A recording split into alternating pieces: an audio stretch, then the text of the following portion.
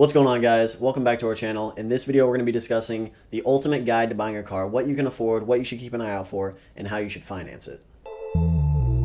Stop wasting money on that dumb shit and instead put it in investment. I know it's tempting, you'll spend it and be broke again. Alright guys, so obviously starting out, you need to figure out what car you can afford. Now, a common rule that a lot of people go by is the 24-10 rule. All that is saying you need to have 20% down of the MSRP or whatever you end up buying your car at. And then the 4 stands for a 4-year term. So you shouldn't be trying to finance more than 48 months. And that is an important thing we'll get into later, because a lot of people get tricked by a longer financing date and you're like, oh, my monthly looks so much better now. 4 years is what you should strive for. And then the 10 is just saying 10% of your take-home pay should be designated towards your car. Now, this includes the monthly payment and anything like gas and insurance and repairs and all that kind of stuff. So that's an all-encompassing thing right there, the 10%. Now, with interest rates how they are right now, it wouldn't be a terrible idea to put more down in order to get it better monthly, because back in the day when, interest rates were at 2%, 3%, whatever you could get it at if you had a decent credit score, you may be able to make more off of investments and everything. So it wouldn't be bad to finance more of that car, because, that loan is not a bad deal. You can still be making money if you're investing. But at this point, with interest rates as high as, sometimes just over 20%, if you're struggling a little bit and it's a used car, you're not going to make that type of return anywhere right now. So right now, it's good to especially at least have that 20% down to help that monthly payment and your interest rates and everything. Yeah, and to make this make a little bit more sense, we actually laid out a little bit of an example for you guys just so we can go through this rule to, again, help it make more sense. Yeah. So 20% down on, say, a $26,000 car would be $5,200. So you would need to save up $5,200 to put down ahead, so that loan actually comes down lower than $26,000. Just the total purchase price is $26,000. Yeah, and $26,000 may sound a little, out there if you haven't been in the car market game, but right now that's a pretty average price because everything's so inflated. And just like Taylor said, with those interest rates being as high as they are, 20%, we had to look it up to be sure ourselves, but over 20% some of these used car loans, that's insane, outrageous. If that's what you're getting offered, I'd either go somewhere else or wait to buy a car. Yeah, or improve your credit score, which we do have a video on that. We have a whole series. Better interest rates. So the 4 in the 24-10 rule is just like Taylor said, that 4 year. So you only want to go out 48 months. This is just a rule of thumb so you're not getting in over your head and picking up something you can't afford. Because just like you said, if you stretch out something long enough, of course you can afford it. Yeah. If you're trying to buy a very expensive house, but you did it over the course of 100 years, yeah, I'm pretty sure you can afford those monthly payments. But that's just the same thing with cars. Try and stick in under 4 years. If you can still afford that easily, then you're good to buy that car, for one rule of thumb. Yeah, because the shorter the finance period, the more you're saving, the less interest you're having to pay. Exactly. So just another reason. You may look a little less on the monthly, but you're paying more. Exactly. And the 10 in the 24-10 rule is the 10% of your income that goes towards all your expenses of the car. So for a salary of $70,000 a year, that's going to be about $583 a month. This is before taxes in this example, but you're going to want to use your after-tax income because it's the actual money you're going to have. So you're going to have even less to pay your gas, your maintenance, your car payment, all of that in a $583 payment. Again, a little bit less. And you think that's a lot. That's going to get you a decent car. But with interest rates the way they are, you're actually not going to be able to go very far. It'll surprise you how little bit an older car you'll have to get or a higher mileage you'll have to get. So in this example, we put this information into a calculator, buying a $26,000 car, and with a decent credit score of about 620 to 720, you're looking like you're going to pay $518 a month at a 9% interest rate. So that doesn't include maintenance, that doesn't include gas, it doesn't include anything like that. That's just the payment on the car. And so just like we said, that $583 you're taking home goes very fast in just that small payment. $26,000 might sound unreasonable for a car, but if you go shopping, you'll see you won't get much for under $20,000 anymore. Yeah. And obviously, gas with the prices they're at, that little extra you have right there from your 583 to 518, if you have maintenance issues and, you're commuting a lot, so you got to pay for a lot of gas, your money goes quick and you got to figure out how to kind of make up that difference. So what we're going to go into next is actually like financing and how you can get a better deal, make sure you're not getting ripped off or anything. That can really help you lower this price tag that you're looking at and really help you out with the whole budgeting aspect of it all. So getting right into that, determining how you can buy a car, how you're going to finance it, and make sure you're not getting ripped off is a very important thing, because you may see some commercials or some advertised prices for like, oh, you can get this car for $15,000. If you show up to that dealership, and you're like, okay, I can pay $15,000 for that car, chances are that's not the rate or that's not the price that you're going to get, because their advertised price is going to have every possible discount they can think of applied to it to get you in the door, because they know you need a car. You showed up. Right. and they're not trying to sell you at that base level price. Now, who knows? Maybe you do qualify for all those things, and lucky you. But there are a lot of obscure things that they'll do, and they will really try and obviously inflate that price because that's just more profit for them because that's what they're there for, frankly. Right.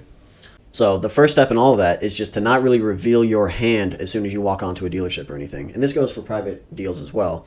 But if you're going onto a car dealership, you don't want to just come in with, okay, this is what I can afford. Just get me to this number. Just get me to this monthly price tag or something. Because that's what a lot of people do. They think in their monthly thing, like, okay, well, what's my payment going to be like? What can I afford every month? What's going to be coming out of my paycheck? And that's definitely something to consider. But now the dealer knows exactly what they need to get you to. And they're going to do what they can to get that number on paper, and you're not going to look at anything else. You're not looking at your term, your MSRP. You didn't negotiate anywhere else. They just got you to your number, and suddenly you're happy. You didn't look at any other aspect of, financing this deal right now. So they're going to do things like, increase that term. Like how we were talking about that 24-10 rule. Your goal should be that 4-year term right there, that 48 months. Because a lot of times when, a dealer or a car salesman brings you an offer, they're going to show you multiple options here. They're going to be like, oh, here's a 72-month financing option, an 84-month financing option. And, the longer the period, the lower that monthly is. But you got to remember that you're going to be paying this off for now 6 years or something like that. And that's a long time to have a payment. And oftentimes it's longer than that. So you got to think that the more it's drawn out and everything, you're like, oh, the price is lower monthly. Well, in reality, you're paying a whole lot more. You're paying more interest and all this stuff. You could have saved yourself so much time and money had you just gone for a shorter term. Also, if you have a trade-in, sometimes you don't really necessarily want to reveal that at the very beginning. Now, they're not going to really like that if you've negotiated your price and then you come in with a trade-in. They'll be like, okay, so now they're going to think of you as that sleazy guy. But, that's kind of up to you. And if you don't really plan on buying cars a lot there, what's the big deal if they, kind of didn't like your move? So one tip in the first place, or one way they often get you, is the MSRP is often misunderstood. So the MSRP is not the price of the car. The MSRP is what the manufacturer recommends the price should be of the car. So if someone puts MSRP $25,000 and you go in, the dealership could be selling that for $30,000. You should be negotiating that MSRP down. Kind of do some research on what car you're looking for and kind of get an idea of what the value is. And you should try and undercut that. Try and get the best deal that anyone's ever gotten on this car. That should be your mindset. Now, obviously, you may have to settle for a little bit more, but that's what you should be striving towards.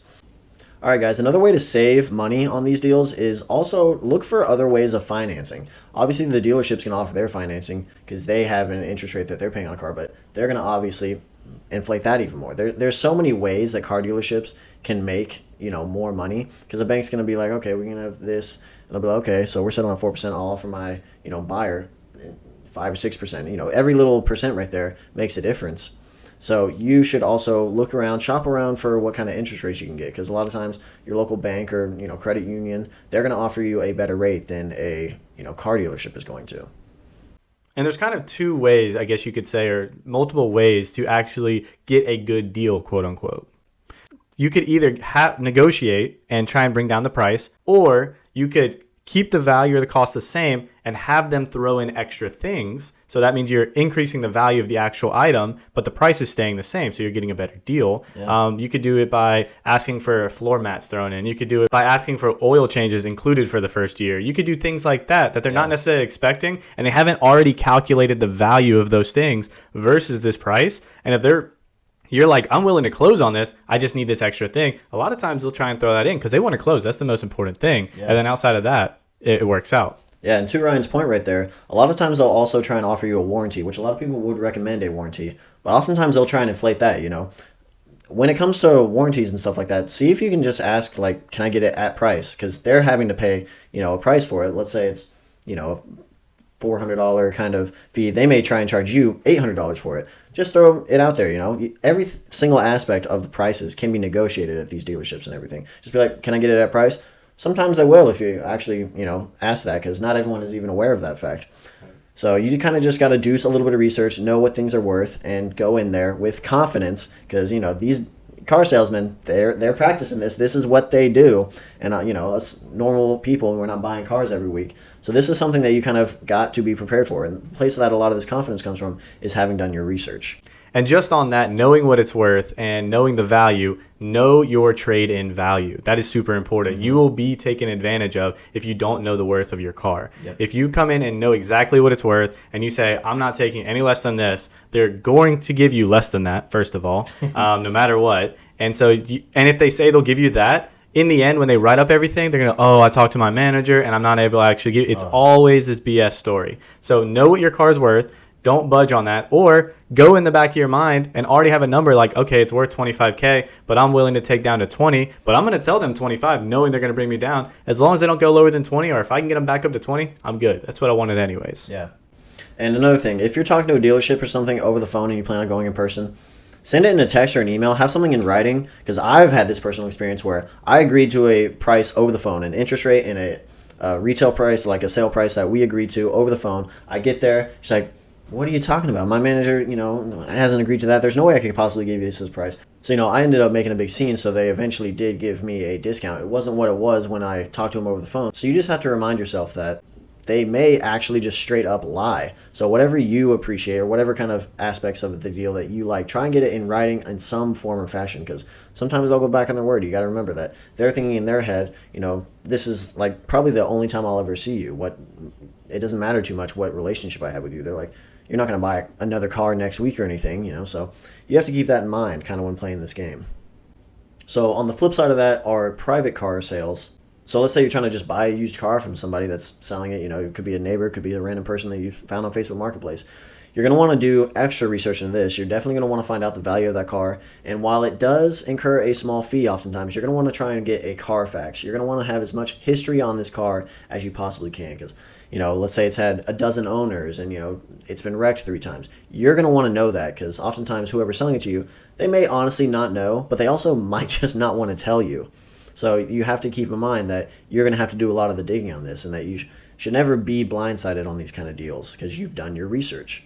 Another great tip is to test drive your car. To go find a car you like, feel comfortable with the numbers, feel comfortable with the look, you can see yourself in this car, and then test driving it. It's just like when you go to the store and you're going to shop for a new pair of running shoes. You're like, I'm going to be with these shoes a while. I'm going to put a lot of miles on these shoes. Okay, I like that color. Let me just buy them. No, you wouldn't do that. Yeah. You would try them on. You'd walk around the store. You'd feel them out. Okay, I like these. These are too hard. These are too tight. You do the same thing for the car. Try it. Check out the features. Look at all of this stuff like that. And then after you like the car, you feel comfortable in the car, then you want to know what's under the hood. You want to bring it to a mechanic. A lot of times, a lot of dealerships or you'd want to take it to a different dealership, by the way. But dealerships and private mechanics. Yeah, private mechanics will offer $100, $50, whatever it is, $200, and they'll do a full workup diagnostic, test everything, check the fluids, test your brakes, everything they can think of, and run the diagnostic. And then you'll know, okay, for $200, I have a healthy, good car that's going to last me a good while. Yeah.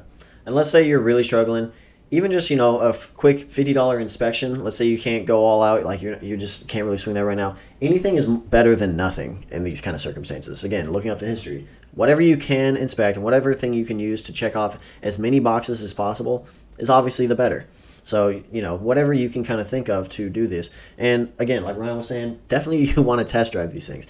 And if a private dealer or definitely a dealership, if they're kind of skeptical and they don't really want to let you take a car for a test drive, you should be very, very thrown off by that. You're going to want to, that should be throwing red flags everywhere. If somebody doesn't want you to drive something that's meant to be driven, obviously that's a red flag right there. So, these are definitely things that you're just going to keep an eye out for and use a little bit of common sense in most of these scenarios. And on top of all this, if something seems sketchy, it probably is. Like if a private car salesman, somebody just random is kind of like, deposit some money into this escrow account or some sketchy website and, I'll deliver the car to you.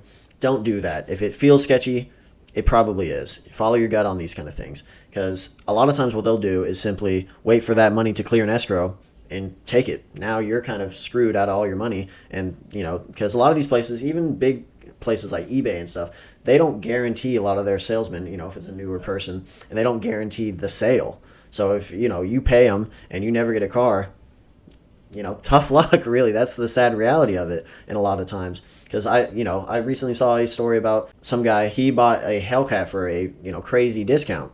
Well, that car wasn't originally that person's to sell. It was a rental from this rental agency. All he did was he rented the car for a day, took it to a quick decal shop, got the decal taken off, and quick cleanup inside. And he sold it on I think it was Facebook Marketplace or one of these websites for like $15K, like a brand new Hellcat. Now, obviously, that should have thrown some red flags right there that this is too good to be true, which is a little sketchy. Follow your gut on that kind of stuff, because eventually the rental agency tracked it down because it had a tracker in the car. And that guy got screwed because he had to give the car back because it was theirs. He was given a fake title, all this stuff. And, people will go to these lengths. The guy made like an official-looking title and all this stuff. He's like, oh, I got paperwork. It wasn't real paperwork, obviously, and it got proven. And that guy was just out $15,000 because he just kind of up and left. And there weren't too many repercussions or avenues that you could take to get that money back, unfortunately. Yeah, and the best tip we can give you, please don't let this go to your head and be a jerk about it, but the best tip is going to be nobody is on your side. Just like the example of the private car salesman, be extra sketched out about private cars, because so many people, there's less rules, less regulations. They're going to try and scam you. Not always, but a lot of times. And then when it comes to dealerships, it's the same thing. They're not necessarily going to scam you, but they're definitely not on your side. Yeah. They're trying, just like Taylor said, you're going to purchase one car every couple of years, and they need to make a reasonable salary within 1 year to feed their family or themselves. And so you're thinking to yourself, okay, they need to make enough money in 1 year, and you're not buying a car but every couple of years. How are they going to make this money? They need to either sell a heck of a lot of cars, or they need to make a good premium on every car they sell. Yeah. So they're going to try and do both, obviously. Just in case they can't sell a lot, they're going to make a lot on each individual sale. So they're not on your side. They're going to try and upcharge, add fees, get you to buy warranties, additives, everything like that, everything under the sun, to get you to buy more than your budget. That's all we always say. Tell them you have a lower budget, then they'll go a little bit above that, and then you're like, okay, I can afford that, even though they don't know that. That just because they're going to play a game to get you to pay as much as you possibly can. For sure. And all our car people out there that are totally into cars, either mechanics or they just love the sport of racing or anything like that, tell us your favorite car or your most recommended purchased used car or anything like that, your favorite brand. Let us know what you think about cars. Yeah, guys. So obviously we appreciate you guys tuning in this week. If you have any questions or topics that you want us to cover in future videos, please let us know in the comments. Like and subscribe. Share this with people. We're trying to get this content out to as many people as we can. Obviously, tune in for the video that we got coming next week, and we appreciate you guys tuning in. Thanks, guys. Thanks, guys, for watching. Stop wasting money on that dumb shit and instead put it in investment. I know it's tempting. You'll spend it and be broke again. I feel like this needs to be. All right, I need you to get. You're killing me. You are murdering me. Okay. Now it's better. Continue. In the whole video, it's gonna just start with the 10%. Wrong one. Do you even care? Do you even care?